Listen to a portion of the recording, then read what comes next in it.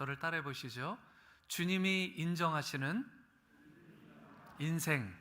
한 번 더 할까요? 주님이 인정하시는 나. 주님이 인정하시는 여러분과 제가 이 말씀 안에서 되어지게 되기를 주님의 이름으로 축원합니다. 우리가 알고 있는 것처럼 세상이 추구하는 삶과 주님이 추구하시는 삶은 다릅니다. 예를 들어서 세상은 높아지는 것, 성공하는 것을 추구하고 그것을 목표로 삼지만 주님은 낮아지고 섬기는 삶을 추구하도록 그것을 우리에게 삶의 목표로 제시하고 계세요. 세상은 많은 것을 소유하는 것을 추구할지 모르지만 주님은 많은 것을 가급적 더 많을수록 좋은데 그 많은 것을 나누며 베풀며 사는 삶을 추구하세요. 우리는 비록 이 땅을 살아가고 있지만 세상과는 구별된 크리스천으로 주님이 기뻐하시는 인생으로 살아가야 됩니다. 오늘 봉독한 본문에 보시면 이 고린도 교회를 향한 사도 바울의 마지막 권면의 말씀이 있는데요, 인사말이죠. 22절 말씀을 보시기 바랍니다. 만일 누구든지 주를 사랑하지 아니하면 저주를 받을지어다. 우리 주여 오시옵소서. 이 저주에 대한 말을 하시면서 우리 주여 오시옵소서 이런 말씀을 하고 계세요. 여기에서 우리 주여 오시옵소서라는 말은 헬라어로 이 아람어죠. 정확하게 얘기하면 아람어로 이 내용은 마라나타라는 단어입니다. 마라나타. 저를 따라해 보시죠. 마라나타. 한 번 더요. 마라나타. 이게 요한계시록 22장 20절 하반절에도 나타나 있는데 동일한 마라나타인데 이렇게 번역이 되어 있어요. 아멘. 주 예수여 오시옵소서.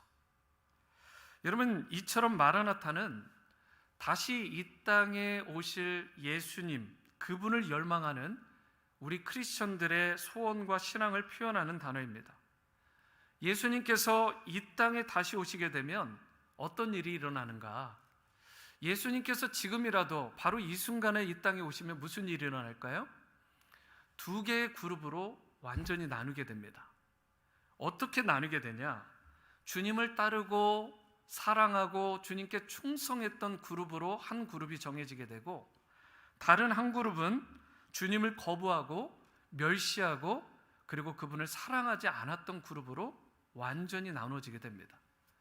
한쪽 그룹은 주님을 사랑하고 섬기고 충성함으로 말미암아 생명과 구원과 영원한 천국을 보장받지만, 한쪽 그룹은 주님을 사랑하지 않고 오히려 멸시하고 거부함으로 말미암아 영원한 심판과 저주와 죽음을 맛볼 수밖에 없어요. 이건 우리가 어찌할 수 있는 영역이 아닙니다. 이미 성경에 정해진 진리예요. 그렇기 때문에 우리는 이것을 선택할 것이냐 저것을 선택할 거냐 주저할 필요가 없어요. 당연히 주님을 사랑하고 주님께 인정받는 인생이 됨으로 말미암아 우리가 생명을 얻고 구원을 얻고 영원한 하나님의 나라를 소유한 자들로 우리가 살아가야 되게 될 줄 믿습니다. 이런 의미에서 마라나타라는 단어는 그냥 쉽게 우리가 내뱉을 수 있는 단어 또는 쉽게 흘려보낼 수 있는 단어가 아닙니다. 마라나타는 우리의 인생 자체에서 우리의 모든 것들을 갈라놓는 아주 중요한 단어이기 때문에 이 땅의 그룹을 두 개로 나눌 만한 엄청난 사건이라고 말할 수 있기 때문에 우리는 이 마라나타라는 신앙을 가지고 이 고백을 가지고 주님의 인정과 칭찬을 받는 인생으로 살아가야 될 줄 믿습니다. 바라기로 여기 있는 여러분들 그리고 온라인으로 예배드리는 우리 성도님들 한 분도 빠짐없이, 우리의 자녀들 한 명도 빠짐없이 바로 주님께서 오실 때에 주님께서 인정하시고 칭찬하시고 축복하시는 그런 복된 성도의 삶, 자녀들의 삶 다 살아가게 되기를 주님으로 축원합니다.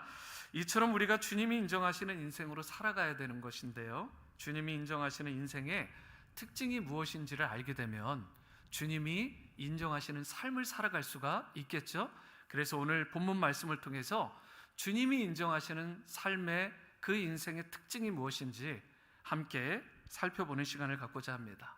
첫 번째로 주님이 인정하시는 인생은 사랑할 대상과 투쟁할 대상, 사랑할 대상과 싸워 이겨야 될 대상을 바르게 분별할 수 있더라는 것입니다.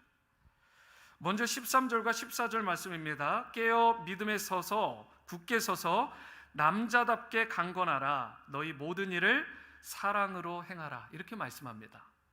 짧게 보이는 구절인데요, 이 구절 가운데 무려 5개의 명령형 동사가 쓰였어요. 임페러티브라고 하죠. 5개의 명령형 동사인데 먼저 13절에 4개의 동사가 나옵니다. 이게 분사 형태처럼 보이지만 사실은 명령형이에요. 4개의 동사가 뭐죠? 깨어라, 굳게 서라, 남자다워라. 남자다워라는 be brave, 용감해라 라는 단어로 설명할 수도 있겠죠. 그리고 강건해라. 다시 보실게요. 깨어라, 굳게 서라, 남자다워라, 그리고 강건해라. 여러분, 이것은 우리가 해도 되고 안 해도 되는 부분이 아니라 우리에게 명령으로 마땅히 우리가 지켜 행해야 되는 그런 말씀으로 우리에게 주셨어요. 그런데 주석가 그리고 또 신학가인 윌리엄 바클레이에 따르면 이 단어들, 이 용어들이 다 군사 용어다라고 말해요. 군대에서 사용하는 용어라는 거죠. 그래서 이 부분을 군대식 용어로 의역을 하면 원래 이런 뜻입니다. 보초병처럼 늘 깨어서 경계하라. 적군의 공격 앞에서 한치도 물러서지 마라. 전투 시에는 영웅처럼 용감하게 행동하라. 그리고 잘 무장된 군사처럼 너의 왕을 위해서 강한 군대가 되어라. 이런 의미가 담긴 것이 13절의 말씀입니다. 그런데 여기에서 우리가 13절과 14절을 잘 구분해야 되는데 13절에 나와 있는 4개의 동사는 교회 안, 성도들에게 적용되는, 그들에게 적용해야 될 말씀이 아니라 세상 또는 죄에 대해서, 악에 대해서, 그 배후에 있는 사단 마귀에 대해서 우리가 취해야 될 태도라는 것입니다. 그래서 교회 아닌 바깥을 향해서, 악한 적들에 향해서, 죄악에 향해서 경계를 흐트리지 말고 용감하게 맞서서 싸우고 하나님의 영광을 선포하며 대적을 대적하며 살아라 라고 말씀하는 것입니다. 여러분, 반면에 14절은 바깥 세상을 향해서 주시는 말씀이 아니에요.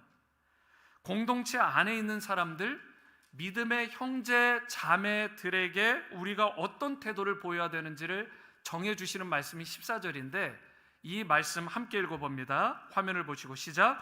너희 모든 일을 사랑으로 행하라. 여러분, 교회 안에 있는 형제 자매 성도들에 대해서는 우리가 결코 다른 것이 아니라 사랑으로 섬기고 품어주고 그들을 대접하며 행하라 라고 말씀하는 거예요. 이것도 명령형입니다. 가까이 있는 사람들, 믿음의 공동체 안에 있는 사람들에 대해서 우리가 반드시 기억해야 될 건 이 사람들에 대해서는 사랑으로 품어주라는 것입니다. 우리가 13절과 14절 말씀을 잘 이해하고 적용해야 된다라고 말씀을 드렸는데 마땅히 싸워야 할 대상에 대해서는 강하게 싸워야 되는 거예요. 어떻게까지요? 피 흘리기까지 싸워야 됩니다. 불의에 대해서, 죄악에 대해서, 악한 영들과 원수 마귀에 대해서는 타협 없이 강력하게 싸워야 되는 것입니다. 그래서 승리해야 되는 거예요. 반면에 품어야 될 사람들, 사랑하고 품어야 될 교회 성도님들 지체에 대해서는 자주 이러한 사람들을 생각하며 마음과 뜻과 힘을 다해서 연약한 지체들을 사랑해 줘야 되는 것입니다. 문제는 이것이 바뀌는 사람들이 있다라는 거예요. 싸워야 될 세상은 사랑하고 내가 대적해야 될 이 악한 영에 대해서, 권세에 대해서, 불의에 대해서는 오히려 용납을 하고, 반대로 정작 사랑하고 품어야 될 교회 성도님들아 또한 지체들에 대해서는 자주 이를 갈며 으르렁대며 싸우려 드는 경향이 있는 사람들. 저희 교회는 참 감사하게도 정말 편안하게 35년 동안 이렇게 안정적으로 왔잖아요. 큰 싸움 없이. 그런데 하나님께서 아마 저에게 특별하게 경험하도록 그렇게 하신 것 같아요. 이민교회에서 버지니아에 있었을 때도, 또 산호세 캘리포니아에 있었을 때도 동일하게 문제가 되는 게, 교회 안에 그렇게 싸우고 다투는 것을 좋아하는 분들이 계세요. 그런데 백그라운드를 보니까 이미 그 전 교회에서 하나, 최소 하나 또는 2개 정도 되는 교회에서 교회를 깨트리시고 그 교회에 오신 분들이에요. 그리고 나서 그 교회에서 꼭 반드시 또 필연적으로 또 싸움을 일으키더라고요. 당을 짓고 사람들의 마음을 매니플레이트하고 갈라놓은 다음에 이제는 더 이상 거기에서마저 쫓겨나서 갈 교회가 없는 거예요. 버지니아에 있던 교회에서는 나이가 70이 다 되신 분인데 그 나이가 돼도 그 버릇을 못 고치는 거예요. 세상에서는 힘도 못 쓰다가 교회에 오니까 만만한지, 교회에서 너무 나이스하게 해줘서 그러는지 교회만 오면 대장 노릇하려고 하고 어깨 힘들어가고 사람들을 우습게 보는 거예요. 그리고 자꾸 교회를 갈라놓는 거예요. 그러다가 본인의 그 누님이 있던, 본인이 다니던 교회에서 그 교회를 깨트리고 이 교회에 왔는데 그 지역에 소문이 다 나가지고요, 이분이 이제는 나갈 때가 되니까 다른 교회에서 받아주지 않는 거예요. 얼마나 비참한 인생입니까? 그 누님이 70 중반이고 이분이 70이 다 됐는데 그 누님조차도 우리 교회 오지 말라는 거예요. 네가 그렇게 어려움 주고 교회 그렇게 깨트리고 나갔는데 네가 또 들어오냐는 거죠.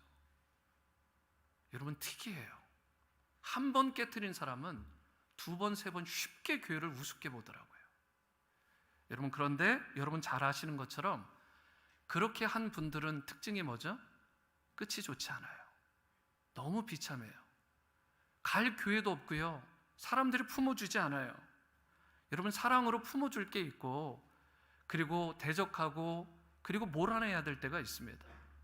교회를 깨트리는 영으로 계속 사단, 마귀의 하수인 역할을 하는 그런 역할로 교회에 어려움을 주고 사람들을 이간질시키고 교회 하나됨을 완전히 그냥 어렵게 만드는 그런 인생들.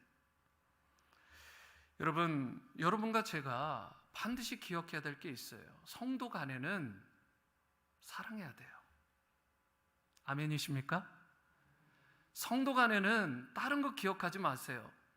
사랑하고 품어주고 용납하고 용서하고 하나됨을 이뤄야 돼요.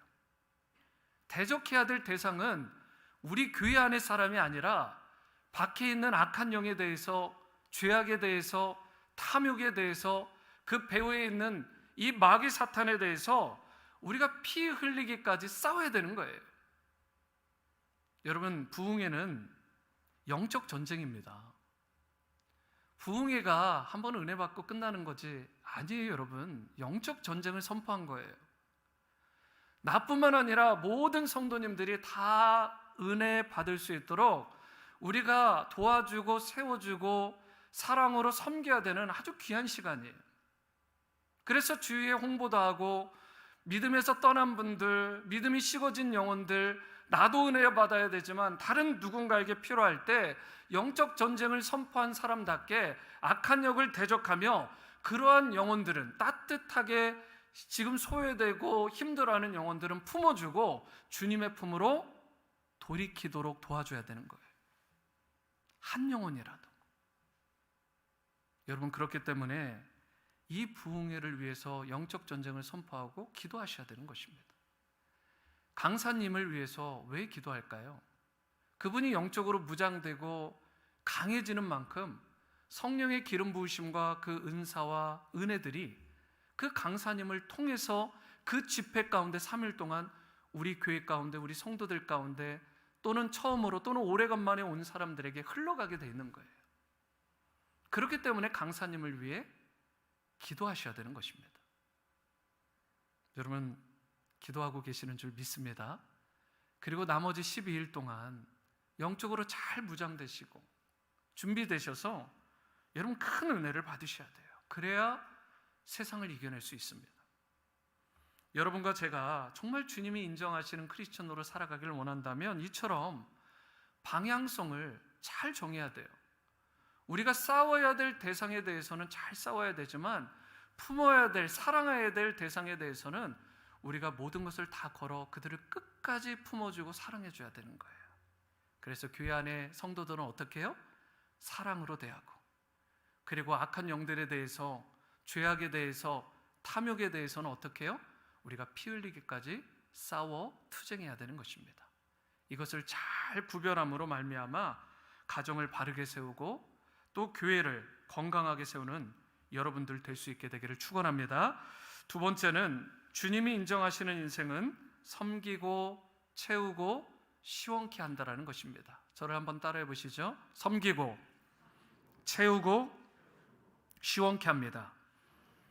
주님이 인정하시고 칭찬하시는 인생의 특징은 잘 누군가를 섬기고 누군가의 필요를 채워주고 또 누군가를 마음을, 영혼을 시원하게 해주는 사람이더라는 것입니다. 15절에서 18절 말씀해 보시면 고린도 교회를 대표하던 세 사람의 이름이 등장해요. 먼저 15절을 보세요. 형제들아, 스데바나의 집은 곧 아가야의 첫 열매요 또 성도 섬기기로 작정한 주를 너희가 아는지라 내가 너희를 권하노니, 이렇게 말씀합니다. 여기에서 어떤 이름이 나오죠? 스데바나. 여러분, 스데바나라는 인물은 아가야의 첫 열매다 이렇게 말하고 있어요. 아가야가 어디죠? 우리가 지금 말씀을 읽고 있는 고린도 지역입니다. 이 아가야 지역, 고린도 지역의 첫 열매다라는 뜻은 무슨 뜻이에요? 사도 바울이 복음을 전했을 때에 그 복음을 처음으로 받고 크리스천이 된 인물이 스데바나라는 뜻이에요. 그리고 이 스데바나라는 인물이 그 정도에서 끝난 인물이 아닙니다. 그렇게 예수님을 영접하고 구원받은 것도 감사한데 스데바나가 바로 고린도 교회의 개척 멤버예요. 교회가 세워질 때에 창립 멤버가 되었던 인물이 스데바나입니다. 거기다 한 발 더 나가서 자신의 집을 고린도 교회로 내어줬던 인물이에요. 무슨 말이죠? 고린도 교회가 처음에 이와 같이 잘 꾸며진 건물에서 시작한 게 아니라 가정집에서 시작을 했는데 그 가정집이 누구의 집이었느냐? 스데바나의 집이었어요. 그러니까 이 고린도서를 우리는 지금 읽고 그 말씀 묵상하면서 은혜도 받고 또 이 교회에서 잘못된 부분은 반면교사로 삼고 우리가 막 연구하면서 막 그렇게 은혜를 누리고 있는데, 이 교회의 창립 멤버이자 심지어 이 교회를 처음에 시작할 수 있도록 장소를 내어준 그 교회의 모태가 되었던 인물이 스데바나라고요. 엄청난 인물이죠. 그런데 여러분, 이런 창립 멤버가 다 그런 건 아닌데 창립 멤버가 된 뿐만 아니라 자기 집에서 교회까지 시작한 인물이에요. 그래서 고린도 교회가 사람이 많이 늘어났습니다. 부흥했어요. 그러면 인간인지라 을에 어떤 마음이 들어가는지 아십니까? 우쭐대는 거예요. 보통은 교만해집니다. 내 지분을 요구하고요. 그리고 처음에 온 사람들에게 생색을 내요. 보통 그래요. 그런데 스데바나는 뭔가 다른 인물 같아요. 뭐라고 얘기하고 있냐면 16절을 다시 보시면 그는 성도 섬기기로 작정한 사람처럼 섬겼다. 성도들을요 그렇게 잘 섬겼다라는 거예요. 교만한 모습, 우쭐대는 모습이 전혀 없어요. 오히려 스데바나는 성도들을 잘 섬기고 케어하는 인물로 평가받았던 아주 귀한 사람입니다. 겸손과 성실로 다른 성도들을 귀히 섬겼던 인물, 그런 의미에서 섬기고라는 단어가 바로 이분에게 적용되는 단어예요. 그리고 두 번째가 채우고라는 단어잖아요. 17절도 보시면 내가 스데바나와 부드나도와 아가이고가 온 것을 기뻐하노니 그들이 어떻게 해요? 너희의 부족한 것을 채웠음이라 라고 말씀을 합니다. 여러분, 여기에 스데바나와 함께 부드나도 그리고 아가이고가 나오는데 이 부드나도와 아가이고라는 인물은 노예 출신이었다가 나중에 크리스찬이 되었던 인물로 많은 신학자들이 이구동성으로 말을 합니다.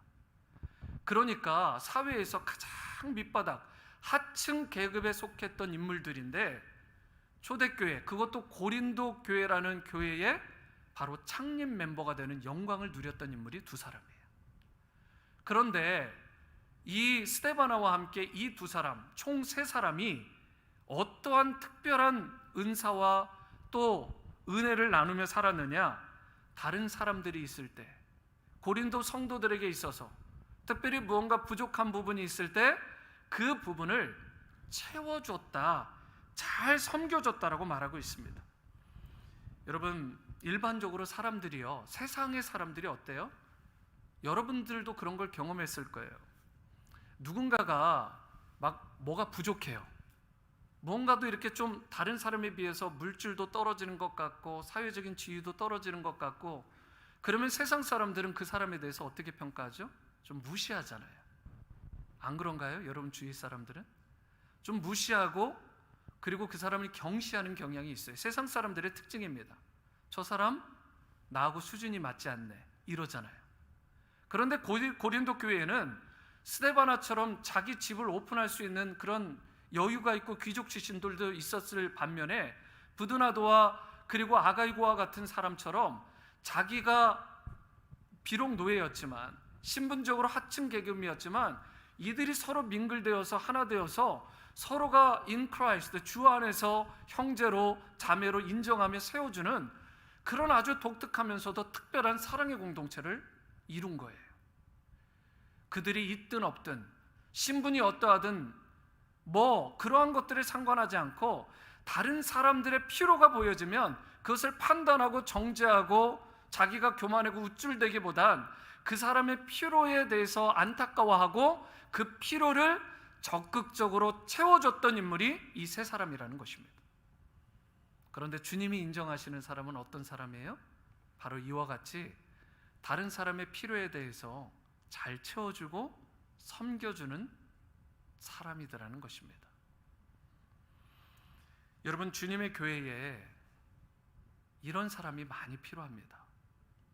교회의 특별한 어떤 부서의 일이라든가 봉사의 영역이라든가 선교의 일이라든가 물질에 대한 부분이라든가 관계에 대한 부분이라든가 환우라든가 환난 가운데 있는 분들이라든가, 여러분, 우리의 손길이 필요할 때, 누군가의 손길이 필요할 때 그들을 긍휼히 여기고 그들을 채워주는 성숙한 크리스천들이 많은 교회, 그 교회가 건강한 교회예요. 그리고 그런 성도들이 건강한 성도입니다. 저는 우리 오늘의 침례교회가 이미 그러한 교회로서 칭찬도 받고 인정도 받지만 지금 여기서 머무르지 않고 더 누군가의 필요를 적극적으로 채워주고 또 섬겨주는 그런 따뜻한 사랑의 공동체로 주님께 인정받고 또 높임을 받는 여러분과 제가 될 수 있게 되기를 축원합니다. 이런 면에서 이들이 채우고 주님의 인정을 받게 되었다라는 것이고, 또 마지막 이어지는 18절이에요. 그들이 나와 너희 마음을 어떻게 했대요? 시원하게 하였으니 그러므로 너희는 이런 사람들을 알아주라 라고 말하고 있습니다.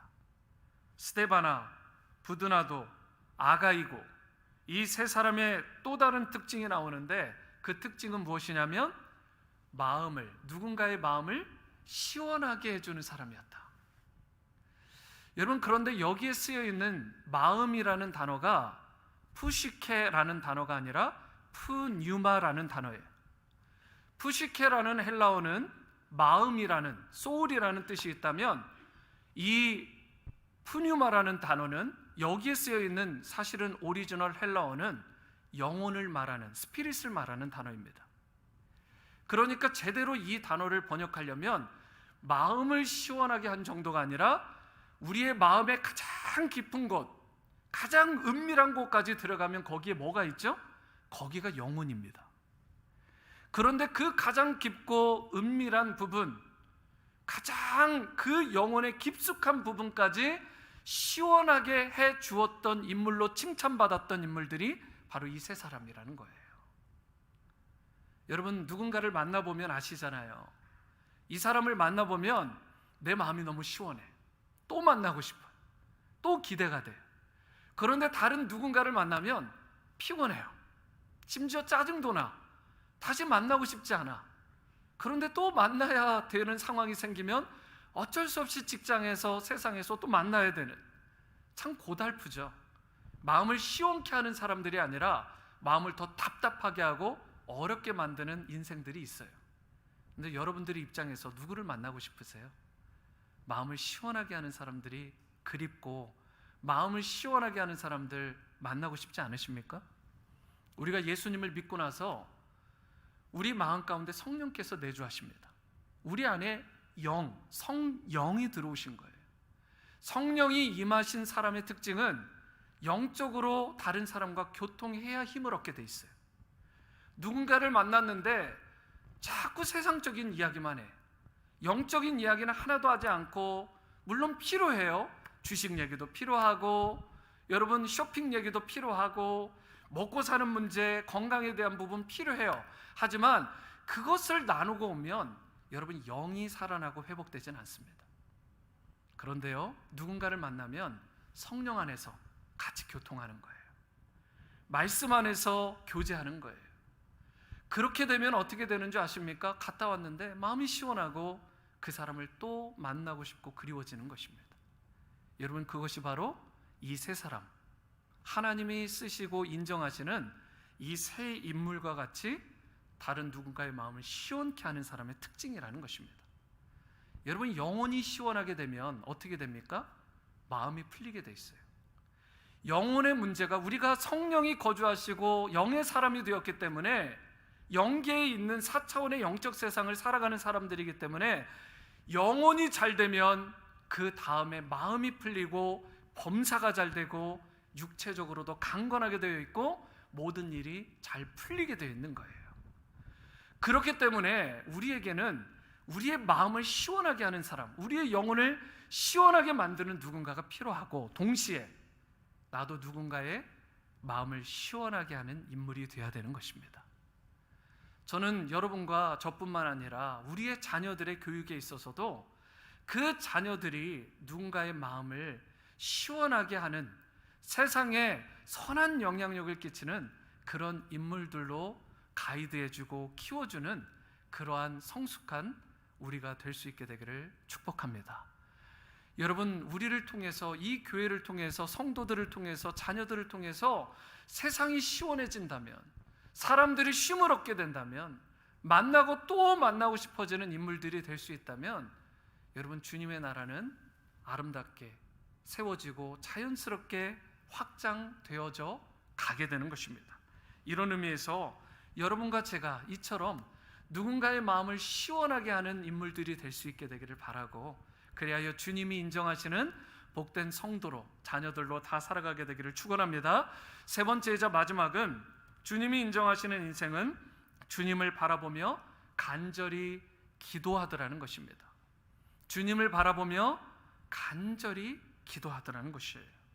오늘 19절에서 24절을 보시면 이 서신의 마지막 부분인 인사와 축복이 나오는데요, 먼저 19절과 20절 마지막으로 한번 읽어봅니다. 시작. 아시아의 교회들이 너희에게 문안하고 아굴라와 브리스가와 그 집에 있는 교회가 주 안에서 너희에게 간절히 문안하고 모든 형제도 너희에게 문안하니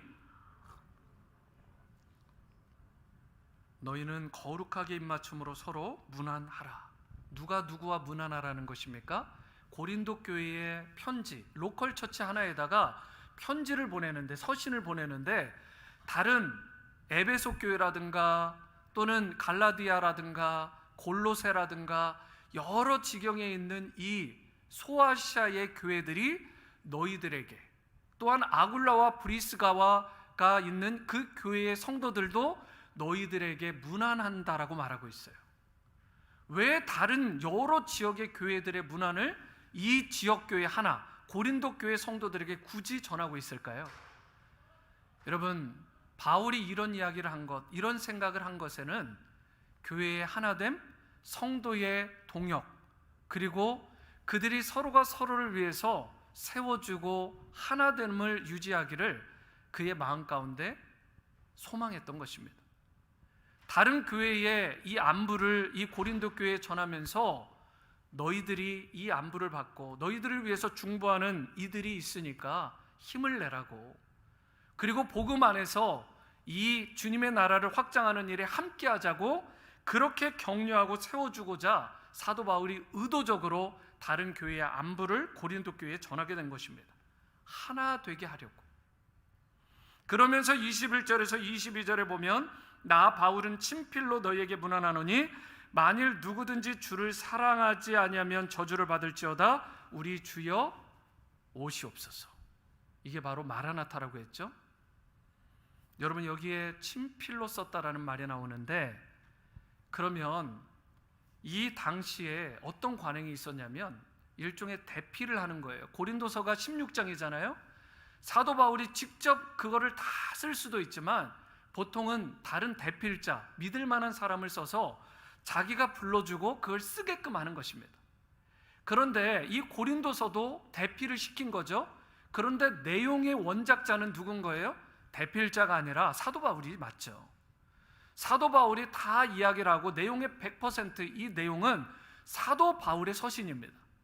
그럼에도 불구하고 이 서신이 사도 바울이 보낸 거라는 것을 일종의 개런티를 해주기 위해서 시그네이처의 의미로 자기가 친필로 끝부분을 직접 자기가 쓴 거예요. 실제로 사도 바울이 글을 쓸 때 이런 이 글들을 보면, 서신서를 보면 끝에 내가 친필로 썼다 이런 내용이 나올 때마다 특이한 게 있어요. 그 부분이 글씨가 커져요. 필체가 달라지고요, 글씨가 커져요. 왜 그러냐면 사도 바울은 몸에 병이 있었다고 하죠. 누구는 간질이 있었다고 하지만 대부분 많은 사람들이 그에게 안질이 있었을 것이다. 심한 안질, 앞이 잘 보이지 않는 거예요. 그렇기 때문에 서신서를 쓸 때도 다 쓸 수도 없었을 뿐더러 끝에 무언가를 쓸 때 본인이 글씨체가 커지는 거예요. 큼직큼직해지는 거예요. 자기가 잘 보이지도 않으니까. 여러분, 이와 같은 마음으로 자기가 1장부터 15장 또는 1장부터 방금 전에 친필로 썼다는 내용 직전까지는 대필자를 시키고 마지막 부분에 보이지 않는 그 눈으로 자기가 그 부분을 마무리하고 있는 거예요. 그러면 그걸 받는, 서신을 받는 고린도 사람들이 여기에 대해서 의심하지 않는 거죠. 이게 바울이 보낸 거네 만에, 이걸 왜곡해서 말할 만한 사람들의 입을 다물게 하는 것입니다. 바울 서신이 맞다라는 거죠. 흥미로운 것은 여러분, 그처럼 바울이 친필로 쓴 다음에 마지막 부분에 뭐라고 했어요? 우리 주여 오시옵소서, 즉 마라나타라는 단어를 쓴 것입니다. 저를 한번 따라해 보실까요? 마라나타. 마라나타. 초대교회 성도들은 인사말이 마라나타였어요. 아멘, 주 예수여 어서 오시옵소서. 마라나타, 주님 어서 오십시오. 굉장한 믿음의 고백이죠. 쉬운 말이 아닙니다. 한국 사람들은 특징이, 저도 시골에서 이렇게 인사할 때 보면 어른들도 저에게 그래요. 밥은 먹었니? 식사는 했어? 한국 사람의 전형적인 인사말이잖아요. 뭐 안녕하세요, 뭐 헬로우 이렇게 하지 않잖아요. 보통 보면 밥 드셨냐고, 식사는 하셨냐고. 못 먹던 시절이 아무래도 보릿고개도 있었고 연결되다 보니까 자연스럽게 그런 인사말을 하는 거죠. 밥은 먹었냐고. 그런데 초대교회 사람들의 인사말은 밥 먹었냐가 아닙니다. 그들은 마라나타라고 인사를 했어요. 가파도기아와 같이 여러분 지하에 동굴을 파고 햇빛 하나 들지 않는 그런 척박한 환경 가운데서 신앙생활을 해요. 거기서 태어나고 거기서 살아가는 자녀들도 있습니다. 그런데 그 가운데서도 서로 성도가 성도를 만날 때마다 마라나타, 마라나타, 주님 어서 오십시오 하면서 방긋 웃는 거예요. 이 땅에서의 삶이 다가 아니니까. 지금 비록 햇빛 하나 들지 않고 지금은 이렇게 척박하고 어렵고 고단한 인생을 살지만 우리 주님 곧 오신다. 우리 함께 힘을 내자. 마라나타, 주님 곧 오신다. 소망 가운데 살아가도록 서로가 서로를 어찌 보면 처절하게 격려하며 세워줬던 인사말이 마라나타였던 것입니다. 저는 여러분과 저의 삶 가운데, 신앙 가운데 이 마라나타의 신앙, 마라나타의 삶이 살아날 수 있게 되기를 바랍니다. 이 땅이 너무 좋아서 주님 다시 오시지도 않아도 될 만큼 너무 이 땅 것들이 좋다면 여러분, 그거 문제 있는 것입니다. 우리 이 땅을 열심히 살아야 돼요. 최선을 다해서, 심지어 코피가 날 정도로 열심히 맡겨진 일을 다 감당해야 됩니다. 하지만 그럼에도 불구하고 우리 인생 가운데 주님 오심에 대한 사모함이 식어진다면 그것은 무언가 문제가 있다라는 신호예요. 저와 여러분들, 우리가 주님의 오실 날을 기대하고 있습니까? 이 땅 가운데 힘들고 비록 어렵지만 이 땅 가운데서 그 지하에 동굴을 파고 신앙생활하던 사람들처럼 우리의 심령 가운데 어려움과 공고함이 있더라도 여러분, 주님 다시 오신다, 마라나타, 이 신앙만 가지면 우리의 모든 것들이 다 해결되고 씻어지는 것을 경험하는 인생, 여러분, 그것이 크리스찬의 모습이 아닐까요? 어제도 오늘 아침에도 저의 마음 가운데 이런 마음이 들었습니다. 왜 저라고 공고한 마음이 없고 낙심된 일이 없겠어요? 그런데 그 가운데 주님을 바라보면, 주님만 바라보면 살아나요. 회복돼요. 그런데 정말 특이한 건 주님을 향한 시선을 잠깐만 놔도 현실을 보고 상황을 보면 낙심되고 좌절되는 거예요. 여러분, 그게 우리 크리스찬이에요. 그게 우리의 인생입니다. 그러므로 저와 여러분들이 주님 다시 오실 날을 기대하되 주님만 바라보고 주님만 앙모하며 이 땅의 삶들을 넉넉하게 이겨내는 그러한 성도들로 살아갈 수 있게 되기를 바랍니다. 오늘 마지막 예화로 말씀을 마치려고 하는데요, 아프리카 사하라 사막 남쪽에 사하라의 중심이라고 불려지는 비셀 마을이라는 마을이 있습니다. 비셀. 그런데 이 마을에 사는 사람들은 특이하게도 정작 사하라 남부에 살고 있으면서도 사하라를 관통해서 한 번도 지나가 본 적이 없대요. 이 사람들이라고 사하라 사막을 지나가고 싶지 않느냐? 아니에요. 거길 지나가야 물물도 교환되고 거기를 지나가야 새로운 것들을 경험할 수도 있고, 거기를 반드시 지나가야 되는데도 불구하고 이 사람들이 시도를 안 한 것도 아닙니다. 그런데 안타까운 건 여러 날을 돌고 돌아서 항상 몇 날 며칠을 걸어가는데 다시 보면 원점, 자기 마을로 돌아와 있는 거예요. 이게 어찌된 일인가? 근데 여러분, 그런 거 경험하시죠? 내가 해봤는데, 할 만큼 해봤는데 계속 반복적으로 뭔가가 안 이루어지고 실패하고 낙심된 일이 있게 되면 그냥 주저앉아 버리잖아요. 마음 가운데 더 이상 소망이 싹트지 않고 자꾸 패배의식에 찌들어가잖아요. 여러분, 이 사하라 지역의 비셀 마을의 사람들이 딱 이와 같은 거예요. 그냥 야, 우리는 안 되나 보다 라고 하면서 사하라 사막을 통과하는 것을 그냥 기브업 해버린 거예요. 이 소식을 전해들은 영국인인데요, 켄 리먼이라는 사람이, 이 마을이 바깥에서 오는 것은 사람들이 아는데 이 동네 사람은 유독 못 가니까, 특이하니까 외부에서 이 사람이 들어가서 마을을 방문합니다. 방문을 하고 나서 왜 도대체 이 마을 사람들이 밖으로 나가지 못하나, 그래서 마을 사람 중에 그동안 가장 사하라 사막을 많이 갔다라는 경험이 있는 두 사람을 뽑아서 나귀를 이 낙타에다가 먹을 것들, 물을 잔뜩 싣고는 갔어요. 그리고는 무려 열흘 동안 1287km나 되는 거리를 걸었다고 그래요. 그런데 무슨 일이 일어난 줄 아십니까? 진짜 나중에 보니까 다시 자기들이 그 마을에 와 있는 거예요. 무려 1287, 이 사하라 사막을 관통해도 몇 차례를 할 수 있는 거리인데 다시 그 마을에 와 있는 거예요. 그런데 이 켄 리먼이라는 사람이 이 당시에는 문제를 진단하기 위해서 이 두 사람에게 어떻게 길을 찾아가는지를 맡겼던 거예요. 그리고 자기는 따라가 본 거예요. 가만 보니까 이 사람들이 길을 갈 때 사하라의 모래만 바라보고 걸어가는 거예요. 여러분, 길이 있습니까? 따로 사하라 사막에 모래가 다 덮어버리면 길이 없어지는데 그 모래만 보고 걸어가다 보니까 길을 헤매게 되고, 나중에 제자리에서 맴맴 돌다가 특정 지역만 돌다가 아무리 1287km를 고생하고 수고하고 애를 써도 그렇게 제자리로 돌아와 있더라는 거예요. 이걸 발견한 리먼이 이렇게 조언을 합니다. 낮에는 너무 뜨거우니까 좀 쉬시고, 밤이 되면 서늘해지고 시원해지니까 하늘을 쳐다보며 한번 걸어보세요. 하늘을 쳐다보면 특별히 북쪽에 유독 빛나는 밝은 별이 하나 있는데 그게 북극성입니다. 그런데 그 북극성, 그 별을 향해 걸어가게 되면 반드시 이 남쪽에서 사하라를 관통해서 북쪽으로 가게 될 것입니다.